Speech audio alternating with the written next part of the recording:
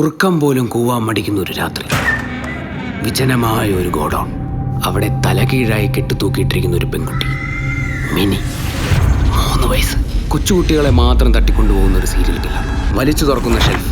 അതാ 1 കത്തി, 2 കത്തി, 3 കത്തി, ചറപറ മാരകായുധങ്ങൾ. എങ്ങനെയുണ്ട്?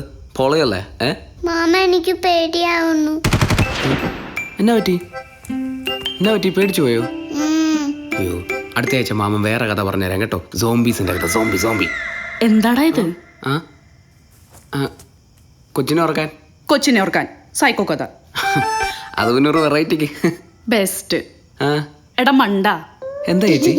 കുട്ടികളോട് കഥ പറയുമ്പോൾ അത് സിമ്പിൾ ആയിരിക്കണം. അതവർക്ക് മനസ്സിൽ കാണാൻ പറ്റണം. അവരുടെ ഭാവന വളർത്തണം.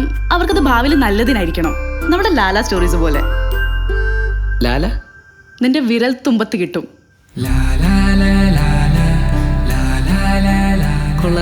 കഥ വർക്കാകാൻ കഥ കേൾക്കുന്നവരുടെ മനസ്സറിയണം. കുട്ടികളോട് കഥ പറയാൻ കുട്ടിക്കഥയുടെ പൾസ് അറിയണം. ലാല സ്റ്റോറീസ്. കണ്ണടച്ചല്ലോ. നമ്മൾ ഇന്ന് നീലക്കുറുക്കന്റെ കഥയാ കേൾക്കാൻ പോകുന്നത്. ആരുടെ കഥയാ? നീലക്കുറുക്കന്റെ. എന്നാൽ നമുക്ക് കഥ കേൾക്കാം. Lala Malayalam kid stories.